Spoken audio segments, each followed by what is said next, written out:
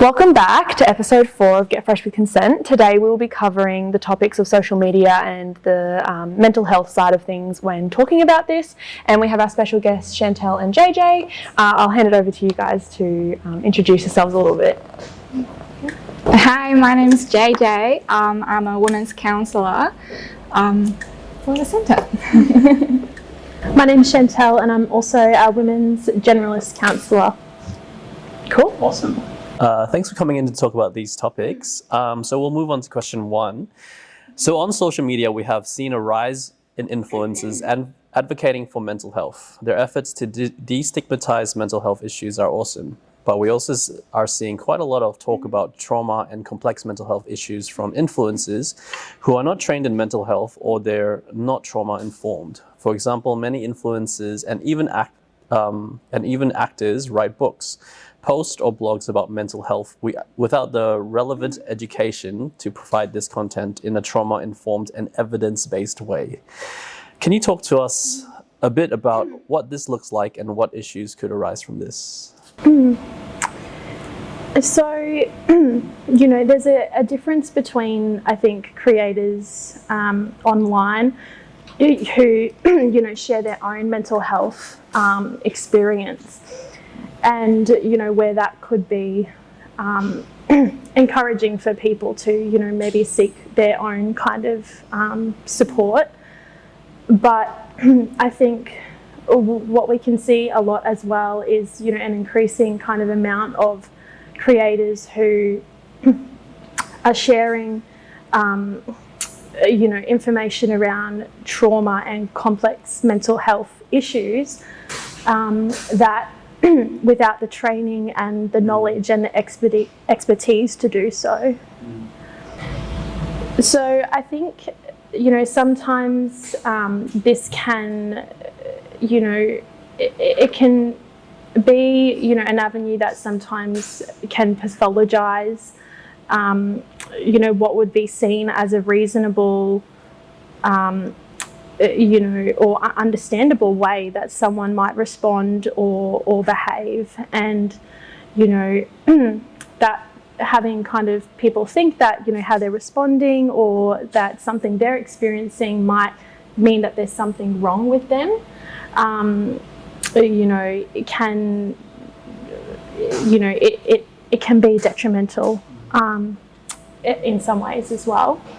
So, on the flip side to this, it could also trivialize what people might be experiencing, as well. So, it might stop people from being able to, going to seek needed professional support for really complex mental health issues, or just it could be something more severe that then, they're kind of seeing or getting advice from, people who might be quite well known publicly or seem quite, attractive and positive in what they're saying, but it might actually kind of be something more severe going on for that person, or more complex than something that might be more generalized in an online or social media platform space.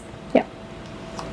So I think sometimes this can lead people to self-diagnose as well, which can come with a whole other set of issues for somebody who might actually taking, hearing a perspective or taking advice from, influencers online who, don't have that training or knowledge or expertise. It may not be the best person or people to take advice from in that space, because it likely is not, might not be that best treatment for what that person might be really kind of wanting or needing with what they are experiencing. And can I add on something? I think it's important for people to be more aware of mental health is not about one fits all solution, and hence, no matter how famous or how influencing that person we follow is, like you said, their method doesn't mean that their approach, their intervention is a one fits us. Yeah, Everyone's different. Yes, There's yeah. many different solutions. yeah, exactly. Yeah. Yeah. Okay. So it's good that they're kind of making it more easily to talk about mental health and destigmatizing it, but the danger comes in when, like you said, people start generalizing these treatments for themselves and stuff like that. Yeah. Okay. And also, non-mental health professionals or like life coaches, I think we see quite a lot of that online as well. And, they have the ability to, to build relationships with people, but it's important to consider what is stopping people from then abusing that relationship as well. It has the potential to, I think, leave people feeling quite powerless to stop, people or maybe influences, that may be actually causing harm in that kind of environment, as they're, potentially there's nothing actually in place like there would be in a professional setting. Where counsellors have they're abiding by and not always, but there's things in place, contracts in place, licensing in place that actually holds them accountable to if there's if say someone is being taken advantage of in that space online that's not monitored, and that that people aren't able to be held account in those ways if they're giving advice or claiming they have expertise in a certain area if they don't as well, which can be really detrimental to the safety of people. And we also know that the Therapeutic Alliance is really foundational to positive outcomes for people in a counselling space, and there can be kind of a supportive kind of nature online, but someone who's really kind of listening, understanding, supporting, and exploring the needs of this person who is an individual, as well. It kind of doesn't allow for that kind of process to happen, that kind of working relationship, that give and take, and for self-understanding. So So it can be really detrimental to individuals if they're following someone who isn't a professional or seeking that professional help and self-diagnosing. There's just not the guidelines or the safety that's kind of ethical purposes, where you're in kind of a therapeutic or counselling type space, as opposed to online, where none of that stuff can be monitored in that way, and which can be really hard to kind of even get a gauge of how something might be impacting you or that person. Okay, question 2. What mental health issues do you think arise specifically from or are exacerbated by the use of mainstream social media? For example, what I eat in a day videos on TikTok and the TikTok algorithms, and like what the comparisons are. Yeah, so when I hear the question, I tend to become a little bit hesitating, because I believe the use of social media can be really helpful for many aspects of life, and most of us are the users of the social media. But overuse or excessive use of social media is tends to create lots of mental health problems. Well, the most common ones that I can think of are definitely anxiety, depression, stress, but I would like to break them down to the some essential issues that I think it's worth talking about. First of all, it's lowered self-esteem and the sense of incapacity get exacerbated by using social media, because people might be familiar with stories like girls tending to compare their body image with those of models, those celebrities. Before we had started using social media, we had TV, we had magazines, and that kind of thing already started. And since the birth of social media, we are actually even closer to those comparison. So we are easier to access and kind of have the more tendency to compare more frequently in the daily life, even with the peers as well. So what happened is this creates more stress, especially among young people. I believe everybody use the filter function that's which is really handy for almost every social media had that function, and we start using the filter, we start using the different lenses to make our life looks the best ever. So in the meantime, we almost designed to compare our lowest point to other people's highest moments in life, especially when you are studying or working while seeing other people are having a vacation, a holiday somewhere. That kind of creates a deep sense of envy, and yet somehow people tend to chase that kind of excitement because they tend to think, when am I going to have this kind of moment?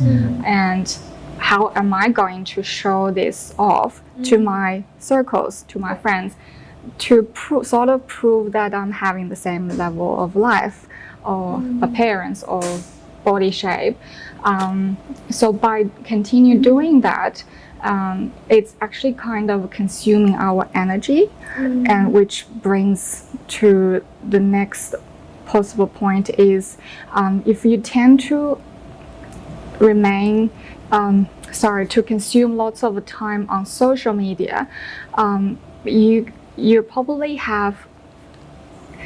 easier to lose connection with the real people in life who are more important, who probably give you more real attention and care and time, quality time, and hence from that point of view, the user of social media tend to be vulnerable to have the sense of loneliness or isolation, which links back to depression and even suicide ideas. So another point I want to point it out is called FOMO, fear of missing out. This is actually associated with the algorithm of what social media is based on, because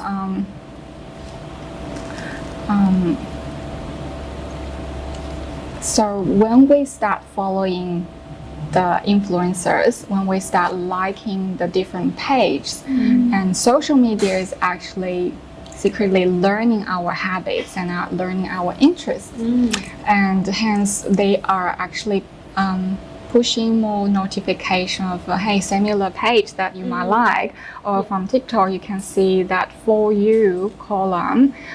If you check it out with another person, you and her or he might have totally different for you, because it's all based on your own individualized online experience. And so information overload. Yes, it's overloading, and it's actually being sort of like monitored by the social media. And in the meantime, because you are because the brain is driven by the dopamine, and the social media is a platform helping you to see more things you like, and you keep liking them, and so the dopamine is being produced more frequently, and which drives you to going back to check more and more and more content, and so on the other hand, you're easy to see what am I missing if I don't check it out, especially when you're studying, or even when you're driving. You tend to reply or check what is up to, what is your friend is up to. And I think there is even a research talking about up to 50% of young people actually tend to check out their friends' moments or stories, because they can have sense of control of what their friends do as well. So they are all part of fear of missing out. Totally. I've noticed that on TikTok especially, that if I like one video, I think it was like a video of a girl in a gym, and then my For You page was like full, and I was like, I didn't want to look at all of this, but it was because it had picked up that I liked one video, and it threw all of them at me, and I was like, this is a lot. I don't need this. Absolutely. And I totally can relate to that. You kind of want to keep scrolling because, for example, if you're into a new hobby, and then it's feeding you all this information, you want to learn more about that hobby or something, you know? So you don't want to miss out, so you keep scrolling and you want to keep learning. And then you're on at 2 a.m. in bed, and it's supposed to be and you create sleeping issues. Cool. Those are some really good points you guys talked about. So let's move on to the next question. There are definitely positive avenues of social media. Can we talk a bit about the rise of mental health professionals and clinicians using the platform to destigmatize mental health issues? I mean, I definitely think there's, a lot of positive avenues that can come from this exposure more and more from clinicians, and like for instance, promoting positive, like healthy coping mechanisms for people as well. I think there's a lot of that goes around in the form of images, in the form of really kind of visual things that that might be shared, that can absolutely spark ideas for people of things that they might be able to do to care for themselves in really small ways, but that providing more options for people to be able to make a choice and make their own decisions about that, I think is a really positive thing. I think also it increases the sense of belonging for people, and that kind of connectedness too, that if people feel they can relate to something, or something really resonates with them, we know that feeling like we belong to something, or are part of something within a group of people, or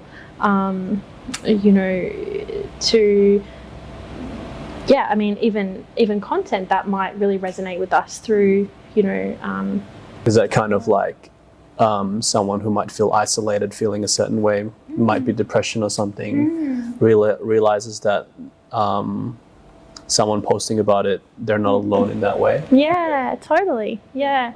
So, we all have this fundamental human need to feel like we belong, and we are, and, we're social beings. So, that can be also a really reassuring and supportive space as well. Also, clinical psychologists, they're using YouTube more and more to also share kind of information about like vicarious trauma and things like that. So for mental health professionals as well, to be able to have access to people within the field and information, I think can be just really helpful as well in like professional knowledge, having those platforms to be able to share expertise, and where you can actually learn and use them as resources too.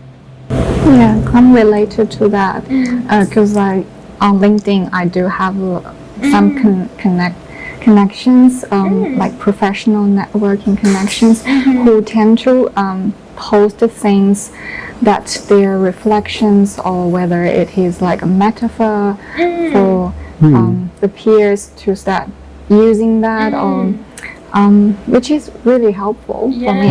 Yeah, absolutely. So it's almost like you can kind of learn from that and get knowledge, and have them as a resource too. And similar, I think, even Facebook groups that people can be a part of, support groups. I know there's the group of ACT on there, acceptance and commitment therapy, where resources can be shared, and you can connect with people who, might be, resonating with that kind of information and support as well. So, I kind of look at social media as like a massive resource tool, but there are parts that aren't cross-checked, which can be the dangerous part. So it's a fine line between like helpful and dangerous information. Sure. And I guess that's kind of where these can be some of the positive avenues, but also there can be a lot of risks as well. And I think both of those things are really important to kind of bring light to. Cool. Question 4. What can young people do to look after their mental health while still using social media? I really like this question because, like I said, we still want to use, we don't want to abandon social media at all. And so to help people to make the most of the social media without spending too much time on it, first of all, we need to set up the boundary, and time boundary is super important. And but again, like everybody's lifestyle is different. There's no such research guiding us to spend certain amount of time per day. So it all depends on the person themselves. And I found some of the research do show if a person, especially a young person, spend 2 to 3 hours per day on social media, their tendency to have to create or have their mental health problem exacerbated is increased. So I guess we can use that as a baseline to judge ourselves. Another boundary I would think about using is to find time, like Chantel explained earlier, that we need to find time to learn to stay present by turning off the notification of social media completely for a certain period of time, or even the phone, turn off the phone. So by having that, like building up that kind of habit to sort of giving yourself a chance to disconnect. And again, back to the previous questions, like maybe it's a way to disconnect is a way for you to connect with real people around you, and having that kind of skills to manage your time more productively. Another quite important point is to have some time to reflect yourself and to gain certain awareness by asking questions some simple questions before you jumped into the social media as a habit. For example, what am I getting from the social media? So today my purpose is to escape from the boredom, or to try to connect with my family who live far away, or connect with a friend on the social media. So going through that in that creating a process purpose. intentionally, kind of being curious about that for yourself, about why, what might be the purpose? Is this what I want and need right now, or is there something else right now, and I can put this on hold? I like that one. Yeah, kind of like having a pause, like to reconnect and think about the purpose, motivation before jumping into that. Because it's so often for us to scroll, turn on the phone when you get up. First thing is to scroll down. What's happening? What did I miss out? And it's a hardwired habit in the brain. So, but there is a way to unwire, right? That neural path by reminding, just simply acknowledge that what I'm doing here, what I'm getting out of there, and what I'm feeling at the moment. So that's I guess that can be a step for either young people or adults to have that kind of a boundary with the social media. I think, and when you're using social media, what kind of content are you kind of following and things like that? There will be some social media platforms such as TikTok where, you may not, sort of random kind of videos tend to pop up, and you're like, what? Like, what is this? Yeah. But there are some platforms like Instagram and stuff that, you have particular followers. So, kind of just being mindful. How can you be mindful, of the ways in which, what content you are absorbing when you are. Exactly. So be more selective of the content you're after. I did that after high school. Yeah. I realised that there weren't a lot of people in my personal life that I was still connected with on social media, and it was taking a lot of my time up, and I did a massive unfollowing of just people that, not because I didn't want to see their stuff, but just because I didn't have the capacity to sit there and scroll forever, because I knew that I would, and it's been great. I feel like I've cut my time back by a lot on social media because of that, but it's hard. Because you don't want to be disconnected from those people. Like, you don't want to not see what they've got. I have FOMO. I'm like, oh no, I'm not seeing what they're doing. But at the end of the day. And it's also hard putting in the time to go through. Yeah, to even do that. You have to be. 10 times harder than you have to actively do it. For sure.